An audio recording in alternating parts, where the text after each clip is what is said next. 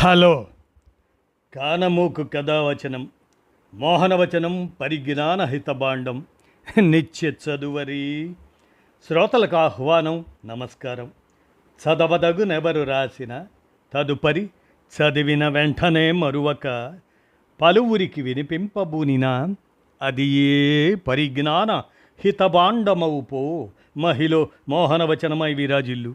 పరిజ్ఞాన హితబాండం లక్ష్యం ప్రతివారీ సమాచార హక్కు, తెలుసుకునే హక్కు సైతం జీవించే హక్కుతో సమానం. ఆ స్ఫూర్తితోనే ఇప్పుడు ఈనాడు సమాచార సౌజన్యంతో కునాల్ షా కూలీ నుండి వాట్సాప్ సీఈఓగా ఆ ఎదిగిన క్రమాన్ని మన కానమూకు కథావచన శ్రోతలకు అవగాహన నిమిత్తం ప్రముఖుల జీవిత విశేషాల శీర్షికన ఈ అంశాన్ని వినిపిస్తాను, వినండి. కునాల్ షా కూలీ నుండి వాట్సాప్ సీఈఓగా ఎదిగిన క్రమం ఇక వినండి.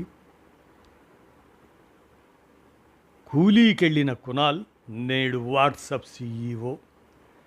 మన దేశం నుంచి గూగుల్, మెటా, మైక్రోసాఫ్ట్ వంటి సంస్థల్లో ఉన్నత స్థానానికి వెళ్ళిన వాళ్ళందరి ప్రస్థానం ఇంచుమించు ఒకేలా ఉంటుంది. ఏ ఐఐటీలోనో చదివి తర్వాత ఎంబీఏ ముగించి ఆయా సంస్థల్లో చేరి అంచెలంచెలుగా ఎదిగి ఉంటారు వాళ్ళు. కానీ వాట్సాప్ కొత్త సీఈఓ కునాల్ షా ఇందుకు పూర్తి భిన్నం. 15 ఏళ్ల వయసుకే పనులకెళ్ళటం మొదలుపెట్టాడు అతడు. మామూలు డిగ్రీయే చేశాడు. ఇంగ్లీష్ మాట్లాడటము అంతగా రాదు. అయితేనే తన క్రెడ్ సంస్థతో ప్రపంచం దృష్టిని ఆకర్షించి నేడు వాట్సాప్ని నడిపించబోతున్నాడు. అదెలా సాధ్యమైందంటే వినండి మరి. కునాల్ షా ముంబైలో పుట్టి పెరిగాడు. తండ్రి హోల్సేల్ మందుల దుకాణం నడిపేవాడు. కానీ ఆ వ్యాపారం దివాలా తీసింది. ఆస్తులన్నీ అమ్ముకొని కుటుంబం వీధిన పడింది. తనకి తన తమ్ముడికి స్కూల్ ఫీజు కట్టడం కోసం ఉదయాన్నే కొరియర్ డెలివరీ బాయ్గా వెళ్ళడం మొదలుపెట్టాడు కునాల్. స్కూల్ తర్వాత రాత్రి 12 దాకా డేటా ఎంట్రీ ఆపరేటర్గా పనిచేసేవాడు. నా యూనిఫామ్ రంగు వెలసి కురచగా ఉండేది. బూట్లు 2 ఏళ్ల కిందటివే వాడేవాడిని. ఇంగ్లీషు మాట్లాడడం రాదు. నన్ను చూసి మిగతా పిల్లలు ఎగతాళిగా నవ్వేవారు. మొదట్లో బాధపడ్డా పట్టించుకోవడం మానేశాను. ఆ పరిస్థితుల్లోనే 10th, ఇంటరు ముగించాను అని గుర్తు చేసుకుంటాడు కునాల్.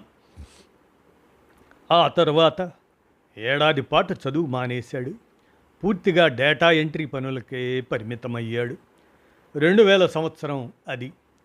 మన దేశంలో అప్పుడప్పుడే మొదలైన ఇంటర్నెట్ వినియోగం అతని జీవితాన్ని మలుపు తిప్పింది.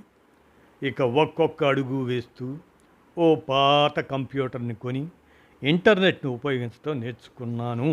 కాకపోతే అప్పట్లో ఇంటర్నెట్కి గంటకి 120 రూపాయలు చెల్లించాలి.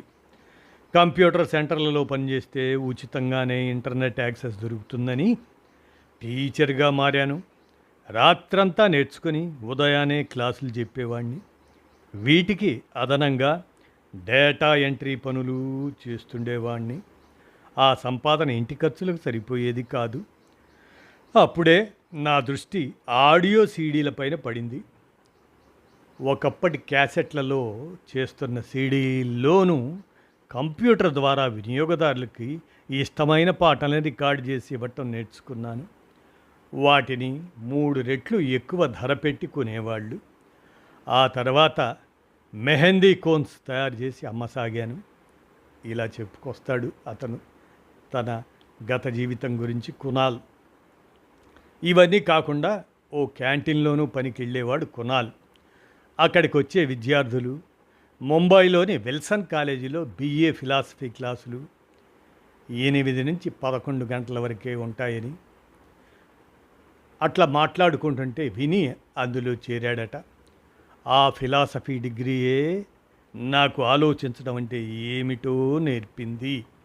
ఎదుటి వాళ్ళని అర్థం చేసుకోవడం ఎలాగో బోధించింది. అదే నన్ను వ్యాపారిని చేసింది అని అంటాడు కునాల్. అలా డిగ్రీ తర్వాత టిస్ ఇంటర్నేషనల్ బీపీఓ సంస్థలో పెద్ద జీతంతో ఉద్యోగం వచ్చింది. అక్కడ 10 ఏళ్ళు పనిచేశాక 1999లో సొంత బాట పట్టాడు. పైసా వాపస్ అనే పేరుతో స్టార్టప్ పెట్టాడు. మెక్డొనాల్డ్స్, పిజ్జా హట్ అటువంటి సంస్థల కస్టమర్లకి రాయితీ కూపన్లు అందించాలని ప్రారంభించిన పైసా వాపస్ అది ఏడాదికే మూతపడింది. అప్పటిదాకా కునాల్ ఆదా చేసిన డబ్బు మొత్తం హరించుకుపోయింది. కానీ ఆ ఓటమితో వినియోగదారుల ఇష్టాయిష్టాలని మరింత బాగా అర్థం చేసుకున్నానని చెబుతాడు కునాల్. ఆ అవగాహనతోనే ఆన్లైన్ ఫోన్ రీఛార్జీలకి క్యాష్ బ్యాక్ అందించే ప్రీఛార్జ్ సంస్థని స్థాపించాలనుకున్నాడు. కాకపోతే అప్పటికే ఓ కంపెనీని మూసేసిన అతన్ని నమ్మి పెట్టుబడులు పెట్టడానికి ఎవరు ముందుకు రాలేదు. చివరికి కునాల్ ఇది వరకు పనిచేసిన బీపీఓ సంస్థ యజమాని సందీప్ టాండన్ ఆయన భాగస్వామిగా వచ్చాడు. అలా మొదలైన ప్రీఛార్జ్ 2 ఏళ్లలోనే కోట్లలో వినియోగదారుల్ని సొంతం చేసుకుంది. అది చూసి స్నాప్డీల్ సంస్థ 2015లో 2800 కోట్లిచ్చి ఆ సంస్థను తీసుకుంది. దాంతో కునాల్ కుబేరుడయ్యాడు. పెట్టుబడులు లేక అలమటిస్తున్న 250 స్టార్టప్లకి ఏంజల్ ఇన్వెస్టర్గా మారాడు. వాటిల్లో రేజర్ పే, ర్యాపిడో, అన్అకాడమీ అటువంటివి యూనికార్న్లుగా అవతరించాయి. 3 ఏళ్ల విరామం తర్వాత 2018లో క్రెడ్ అనే సంస్థని స్థాపించాడు కునాల్.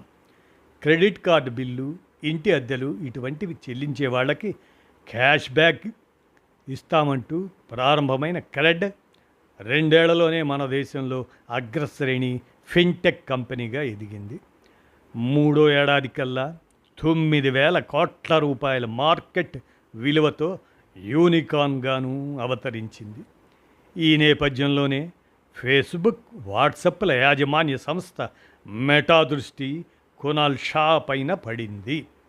వాట్సాప్లో 6 ఏళ్ల కిందటే పేమెంట్స్ ఆప్షన్ని జత చేసినా దానికి పెద్దగా ఆదరణ లేదు. ఆ ఆదరణ కునాల్ తీసుకొస్తాడని మెటా సంస్థ భావించింది. అందుకే ఏ ఇంజనీరింగ్ డిగ్రీయో ఎంబీఏనో చదవని కునాల్ని వాట్సాప్కి గ్లోబల్ సీఈఓగా తీసుకుంది. ఇందుకోసం క్రెడ్లో సుమారు 8,500 కోట్ల పెట్టుబడులు పెట్టి మరీ కునాల్ని తమ సంస్థలోకి ఆహ్వానించింది. ఇదండి ప్రముఖుల జీవిత విశేషాలు శీర్షికన కునాల్ షా కూలీ నుండి వాట్సాప్ సీఈఓగా ఎదిగిన క్రమాన్ని మన ఈనాడు సమాచార సౌజన్యంతో మన కానమోకు కథ వచ్చిన శ్రోతలకు ప్రముఖుల జీవిత విశేషాలు శీర్షికన శ్రోతలకు స్ఫూర్తిదాయక అంశంగా వినిపించాను. విన్నారుగా. ధన్యవాదాలు.